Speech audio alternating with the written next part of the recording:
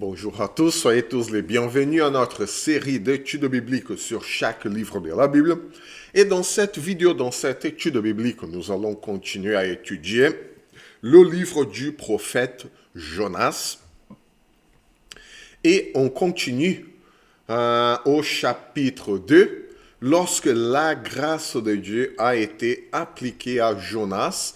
Et là, il commence à comprendre la grâce de Dieu qui a été déversée sur lui-même. Parce que Jonas, il croyait que par le simple fait d'être hébreu, né en Israël, il y avait quelque chose déjà de différent, de spécial par rapport aux autres peuples. Il n'a pas voulu aller à Ninive.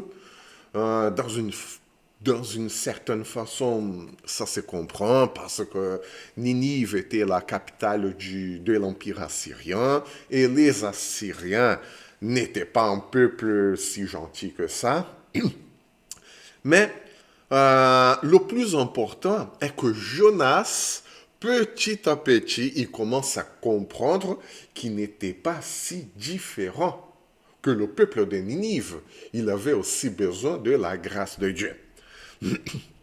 Et là, on continue au chapitre 2, le verset 4. Nous avons lu jusqu'au verset 3. Et là, il avoue sa propre condition, physiquement loin de Dieu, mais aussi spirituellement loin de Dieu, tout comme les Ninivites d'ailleurs. Et là, il avoue, tu m'as jeté dans l'abîme, dans les profondeurs de la mer, et les courants m'ont environné. Toutes ces vagues, tous les flots sont passés sur moi. Il faut comprendre aussi que la mer, pour le peuple hébreu, était aussi la représentation du mal. C'est pas par hasard que la Bible va dire aussi que Dieu, il jette tous nos péchés au fond de la mer. Pourquoi? Parce que la mer représente le mal. C'est pas par hasard non plus que le livre d'Apocalypse va décrire une bête qui monte des eaux. Et pourquoi? Parce que la mer représente le mal, le péché. Dans d'autres livres de la Bible, Job et le prophète Ésaïe font aussi allusion au Léviathan qui est au fond de la mer, une sorte de dragon qui représente le mal, le péché, la distance, l'éloignement de Dieu. Et là, Jonas, il a voulu fuir la présence de Dieu et physiquement, géographiquement, il prend un navire à Tarsis. Donc, il voulait cette distance de Dieu. Il désirait être loin de Dieu parce qu'il croyait que Dieu était un Dieu restreint au territoire d'Israël. Dieu ne pourra jamais m'atteindre à Tarsis en Espagne. Et là, il commence à comprendre que le simple fait de désirer, de vouloir être loin de Dieu, même physiquement, ça l'a mis dans une situation d'éloignement de Dieu spirituel. Et en fait, il était loin de Dieu, spirituellement parlant, mais aussi physiquement parlant, au fond de la mer, pour lui, parce que Dieu, il est partout. C'est ça que Jonas ne comprenait pas. Et même s'il était au fond de la mer, dans le ventre du grand poisson et tout, il a compris que c'est pas tant la distance physique de Dieu qui compte, c'est la distance spirituelle du Seigneur. Et ce verset 4 nous dit, tu m'as jeté dans l'abîme, dans les profondeurs de la mer. C'est toi, Seigneur, qui m'as mis loin de toi. C'est pas ma volonté qui m'a mise, mais Seigneur, c'est toi qui m'as mis loin de toi pour que je comprenne certaines choses.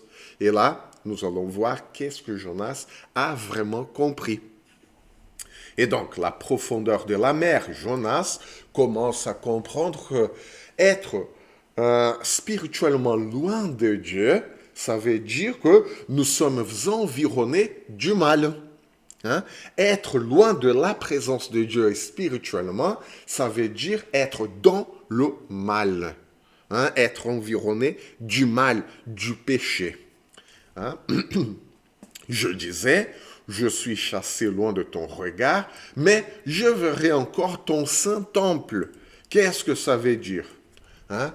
Là, nous avons un fond d'espérance, hein, l'espoir de Jonas, parce que il comprend que même s'il était loin de Dieu spirituellement, il sait, il commence à comprendre qu'il verra encore Dieu.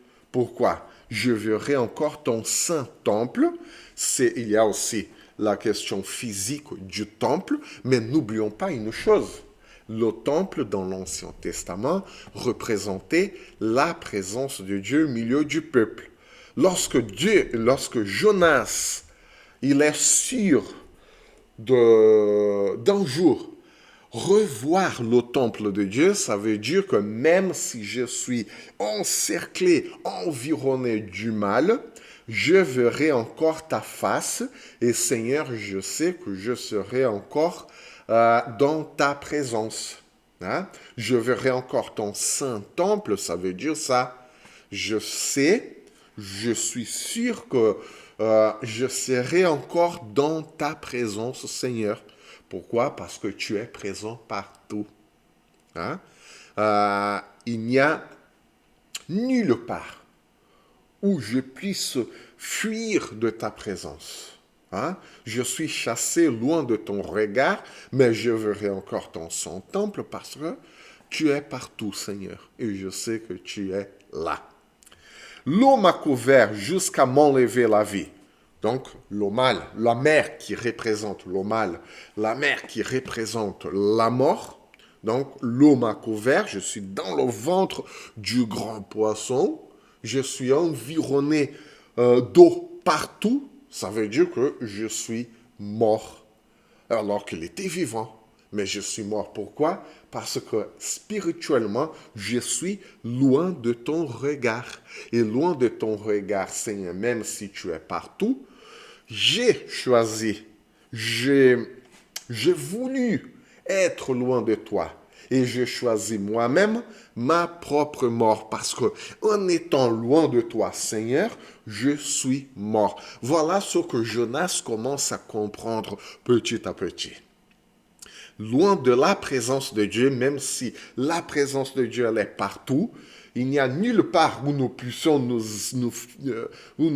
fuir cette présence. La présence de Dieu, lorsque nous choisissons de nous éloigner, lorsque nous choisissons de ne plus jouir de la présence de Dieu, nous sommes morts. Et c'est ce que Jonas commence à comprendre. Hein?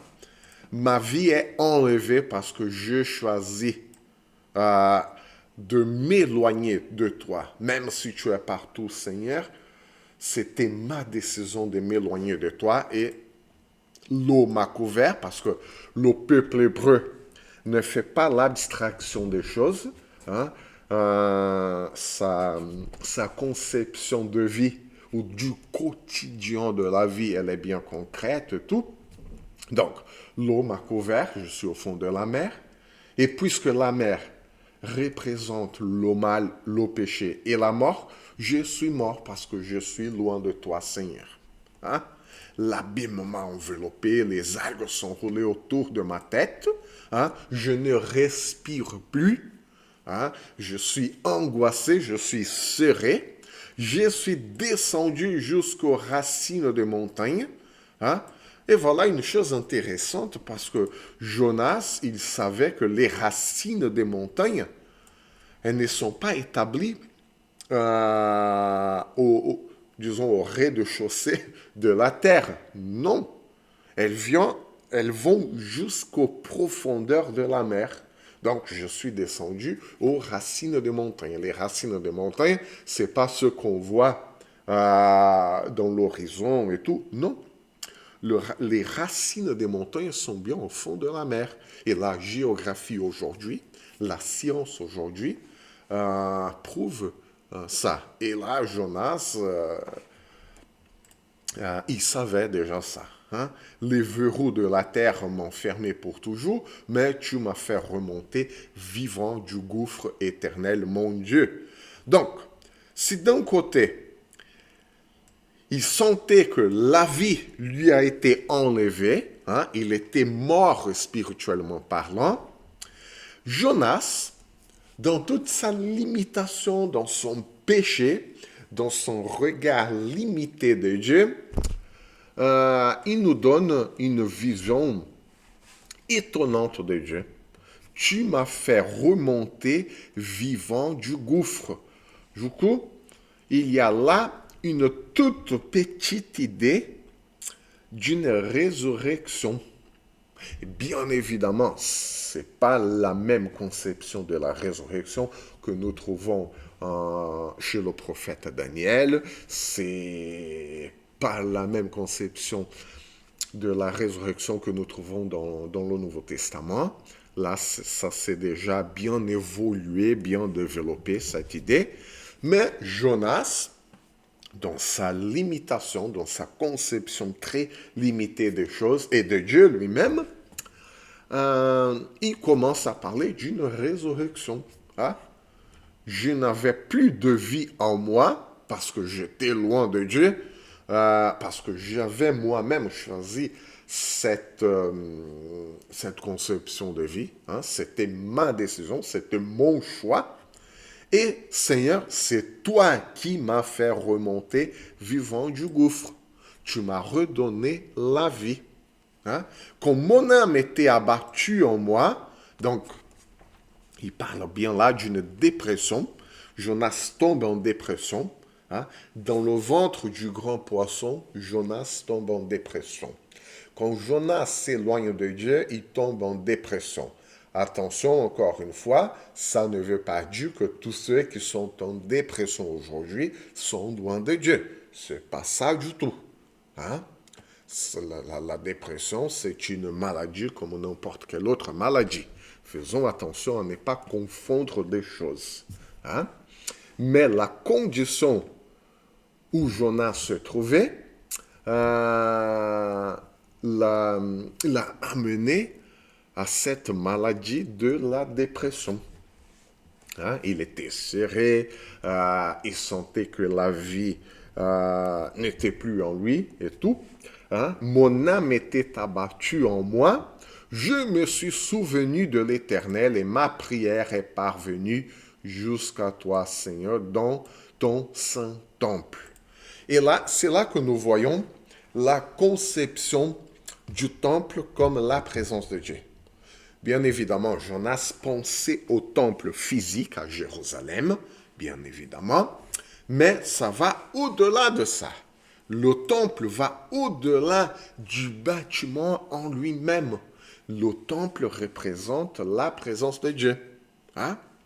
Comme le psalmiste dit, je me réjouis lorsqu'on m'a dit, allons tous au temple du Seigneur. Allons tous à la maison du Seigneur. Hein?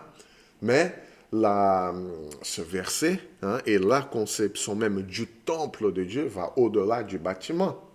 Si le temple représente la présence de Dieu au milieu du peuple, et lorsque le psalmiste dit que, ah oui, je me réjouis lorsqu'on m'a dit allons à la maison de Dieu, cela veut dire que ma joie est d'être en communion avec Dieu et en communion avec mes frères et sœurs.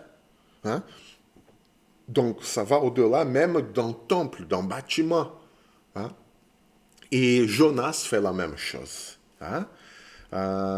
Ma prière est parvenue jusqu'à toi dans ton saint temple ou dans ta présence, Seigneur. Pourquoi? Parce que ta présence, elle est montrée par le temple. OK?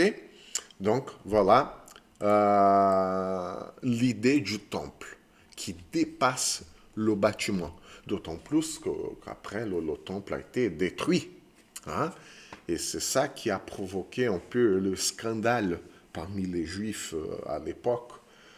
Et lorsque Jésus lui-même a dit que ce temple serait détruit, mais pas la présence de Dieu parmi le peuple.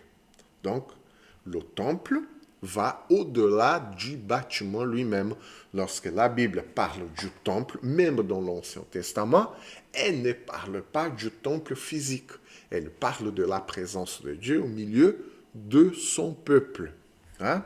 Ceux qui s'attachent à des idoles sans consistance éloignent de la bonté.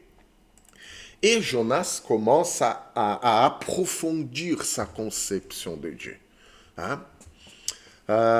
Et là, il parle de l'idolâtrie. Et l'idolâtrie, tout comme l'idée du temple, ça va au-delà de la représentation physique des idoles. Bien évidemment, à cette époque, une idole, il y avait une représentation physique d'une idole. C'est pas ça le problème. Mais l'idée de l'idolâtrie dépasse la conception physique. C'est quoi l'idolâtrie? Lorsque nous prenons la place de Dieu, lorsque nous projetons nos mauvais désirs, nos mauvaises volontés, hein, et nous voulons des choses, hein, nous projetons notre propre volonté sur les choses et nos désirs sur les choses, et on va créer des statues, des images physiques pour combler nos désirs, pour projeter nos mauvaises volontés. Et Jonas a eu la mauvaise volonté déjà de s'éloigner de Dieu et la mauvaise volonté, le mauvais désir de la destruction des Ninivites. Et Jonas, dans son mauvais désir, il a pris la place de Dieu. Pourquoi? Parce que en étant Dieu ou en voulant la place de Dieu, nous pensons avoir aussi le pouvoir de vie et de mort sur les autres. Jonas a voulu la destruction, la mort des Ninivites.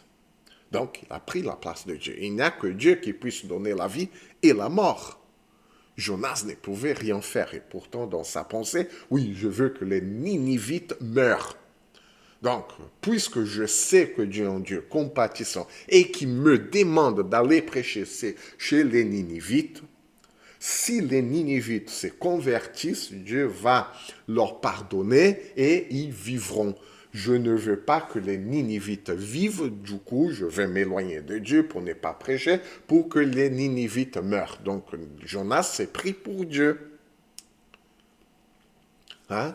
Dans la projection de son mauvais désir vis-à-vis des Ninivites, il a pris la décision comme s'il avait le choix sur sa propre vie, sur ses décisions, loin de Dieu, à part de Dieu. Et là, il commence à voir que non, il n'y a pas de vie loin de Dieu. Il n'y a pas de vie à part de Dieu. Du coup, le verset 9, ceux qui s'attachent à des idoles sans consistance éloignent d'eux la bonté. Et c'est lui-même qui avait fabriqué dans son cœur, pourtant Jonas n'a pas fabriqué de statue, une idole, une image pour l'adorer. Non, mais dans son cœur, il avait pris la place de Dieu pour avoir le pouvoir de vie et de mort sur les autres, les Ninivites en l'occurrence, et il avait fabriqué pour lui-même une idole. Et il avait éloigné de lui-même la bonté de Dieu. Donc, et après tout, il avait découvert que se fabriquer une idole, c'est-à-dire projeter nos mauvaises volontés, nos mauvais désirs, hein, sur des choses, sur quelqu'un ou sur nous-mêmes, hein, pour prendre la place de Dieu, ça, il n'y a pas de consistance dans cette idée-là. Nous ne pouvons pas projeter nos mauvais désirs, nos mauvaises volontés sur les autres, sur nous-mêmes. Nous ne pouvons pas prendre la place de Dieu. Ça, c'est cette pensée ou cet acte il n'y a pas de consistance là. Pourquoi? Parce qu'au bout d'un moment, nous allons nous rendre compte de nos limites. Nous allons nous rendre compte de nos faiblesses. C'est ce qui se passe avec Jonas. Une fois qu'il se rend compte qu'il est dans le ventre du grand poisson, qu'il est dans une situation serrée, dans une situation d'angoisse, il se rend compte qu'il n'est pas tout puissant. Il se rend compte qu'il ne peut pas se délivrer lui-même de cette situation. Et il se rend compte vite fait de sa faiblesse, de sa limitation, de son péché. Il se rend compte qu'il n'y a que Dieu qui est le Tout-Puissant, qui est le Souverain, qui est le Seigneur de la vie et de la mort, et qui ne pouvait rien faire pour sauver ou pour condamner les autres. Hein? Il n'était personne pour condamner les Ninivites, et il n'était personne pour se sauver lui-même. Du coup, il n'avait pas le pouvoir sur sa propre vie, tout comme il n'avait pas de pouvoir sur la mort de Ninivites. C'est-à-dire qu'il n'est pas Dieu. Et en se rendant compte de cette vérité basique, hein, et il arrive à la conclusion, il parvient à cette conclusion que ceux qui s'attachent à des idoles sans consistance éloignent de la bonté. C'est-à-dire que lui-même, Jonas, il s'est attaché à une idole sans consistance. C'est-à-dire, il s'est attaché à sa propre volonté, à son propre désir, mais son désir et sa volonté n'avaient pas de consistance, n'avaient aucune consistance. Et puisqu'il s'est attaché à cette idole, c'est-à-dire sa propre volonté, son propre désir sans consistance, il avait éloigné de lui-même la bonté de Dieu. Voilà la conclusion que Jonas est parvenu. Et voilà comment Jonas commence à comprendre lui-même, commence à comprendre Dieu petit à petit. Mais il lui a fallu être dans le ventre du grand poisson. Hein? Quant à moi, et voilà, quant à moi, je t'offrirai des sacrifices avec un cri de reconnaissance. J'accomplirai le vœu que j'ai fait. Le salut vient de l'Éternel. Et ça, c'est extraordinaire. Pourquoi? Si dans le verset 9, il avait compris qu'il était lui-même un idolâtre, qu'il avait lui-même éloigné de lui la bonté de Dieu, qu'il avait adoré une autre Dieu qui n'est pas Dieu lui-même, il avait fait de Dieu une idole. Nous pouvons faire de Dieu une idole lorsque nous ne comprenons pas qui Dieu est vraiment et qui nous sommes. Hein? Et au verset 10, puisqu'il est parvenu à cette conclusion qu'il avait lui-même fabriqué une idole, qu'il avait lui-même s'éloigné de Dieu et tout, il arrive à la conclusion au verset 10, oui, j'offrirai deux sacrifices avec un cri de reconnaissance. Ça veut dire quoi? Quel est le rôle du sacrifice? Et là, on arrive à la même conception du temple. Le temple, ça va au-delà du bâtiment, ça va au-delà de ce qu'on voit. Hein? Il y a un enseignement derrière ça. Le temple représente la présence de Dieu au milieu du peuple. Ça se passe la même chose avec les sacrifices. Les sacrifices vont au-delà de tuer un animal. C'est quoi un sacrifice en fait? Le rôle du sacrifice était un rôle d'éveiller la conscience du peuple par rapport à qui est Dieu et qui nous sommes. Pourquoi on offrait des sacrifices? Quel était le rôle du sacrifice? Le sacrifice, lorsqu'on tuait un animal ou lorsqu'on offrait un sacrifice quelconque, c'était pour reconnaître nos péchés, notre faiblesse, notre limite, notre impuissance. Hein? C'est-à-dire que nos péchés ont causé la mort d'une créature innocente. Nos péchés, par le sang versé sur l'autel, hein, on voyait que le péché, en fait, le résultat du péché, il est dégoûtant. Il est dégoûtant.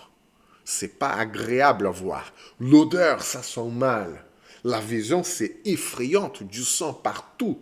C'est dégoûtant de voir ça. Voilà le résultat du péché. Il est dégoûtant.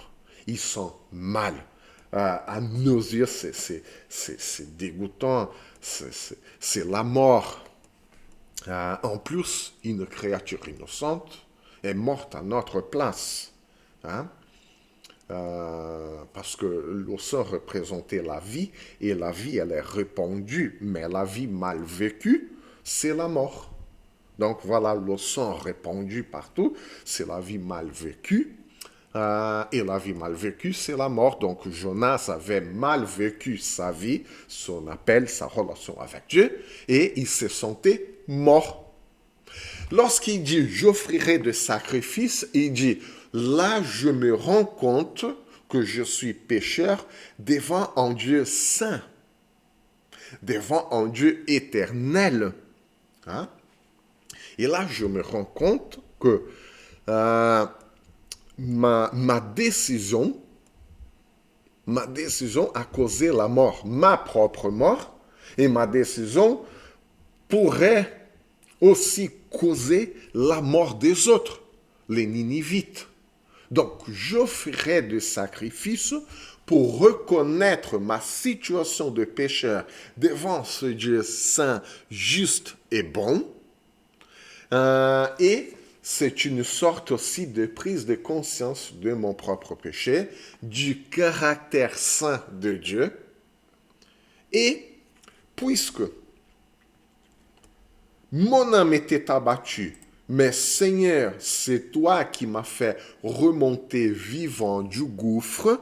Voilà, je t'offrirai des sacrifices parce que je sais que ma prise de conscience de qui je suis devant toi, c'est-à-dire en pécheur devant le Dieu juste et bon, cette prise de conscience est le principe de la vie. Et ça, c'est la sagesse.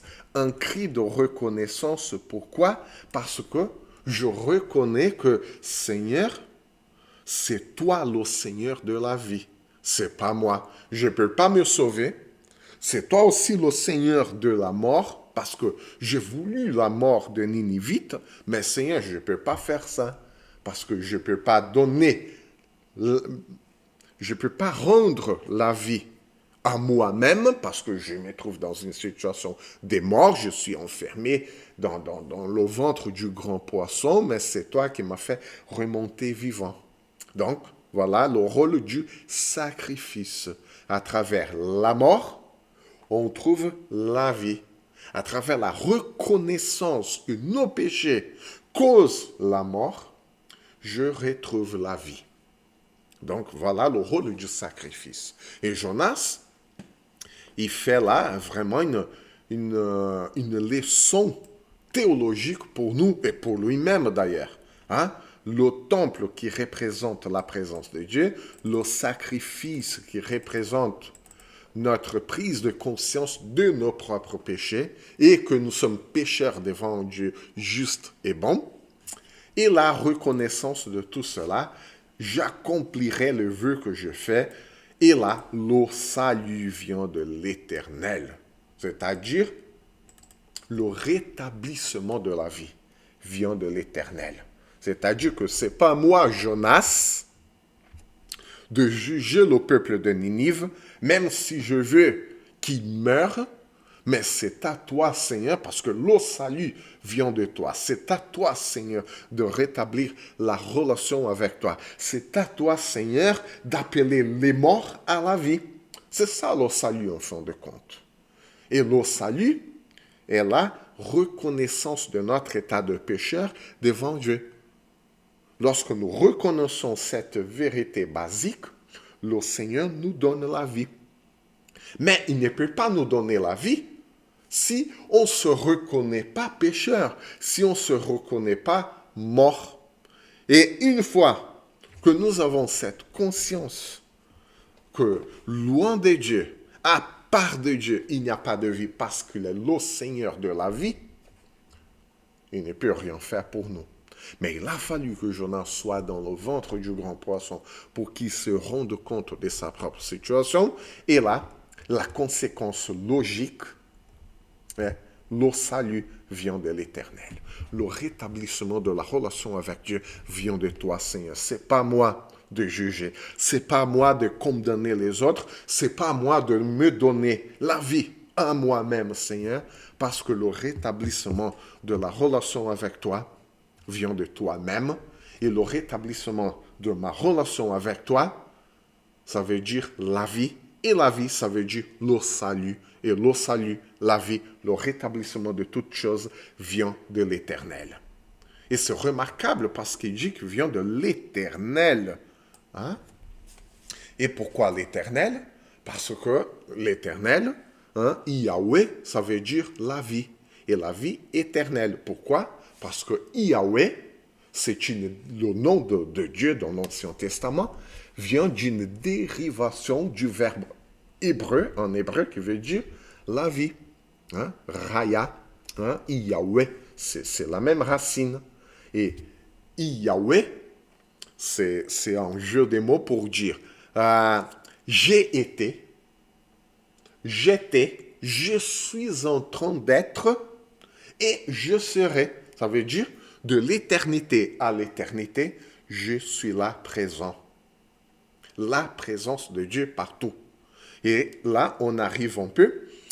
Au tout début, lorsque Jonas croyait que Dieu, il était un Dieu restreint au territoire d'Israël, mais il comprend que Dieu va au-delà d'un territoire, de la géographie et au-delà du temps, parce qu'il est l'Éternel. Le Seigneur est partout. Je croyais que Dieu était restreint, mais là, je crois qu'il est partout. Pourquoi? Parce qu'il est le Seigneur éternel. Il a été, il était, il est en train d'être et il sera éternellement. Et il est partout. Je ne peux pas fuir la présence de Dieu. C'est pour ça que j'avoue ma limite. J'avoue mon péché. Seigneur, j'étais loin de toi. Dans mes choix, mes décisions m'ont éloigné de toi, Seigneur, mais je crie au secours, Seigneur, sauve-moi. Et là, Dieu, puisque Jonas reconnaît son impuissance, sa limitation, le Seigneur le sauve. Et c'est pour ça que le salut vient de l'Éternel. Le salut appartient à l'Éternel. C'est pas à Jonas de décider du sort, du salut, de la vie de Ninivite. C'est au Seigneur éternel. Donc voilà ce que Jonas avait compris. Et puisqu'il avait compris tout ça, l'Éternel parla au poisson et le poisson vomit Jonas sur la terre. Jonas a été sauvé par Dieu spirituellement parce que Jonas a eu tout un tas de nouvelles connaissances à propos de lui-même, à propos de Dieu et sa relation, sa condition de vie devant le Seigneur. Et il a été sauvé aussi physiquement parce que Jonas a été vomi par le grand poisson sur la terre. Donc voilà le salut 2 fois accordé à Jonas, le prophète. Donc on s'arrête là pour aujourd'hui. Et dans la prochaine vidéo, dans la prochaine étude biblique, nous allons voir l'appel de Dieu et la prédication de Jonas à Ninive. Et Jonas va comprendre un peu plus aussi sur le caractère de Dieu, sur son propre caractère. Donc, on s'arrête là pour aujourd'hui. Que le Seigneur vous bénisse, que le Seigneur vous garde. À la prochaine étude biblique, à la prochaine vidéo.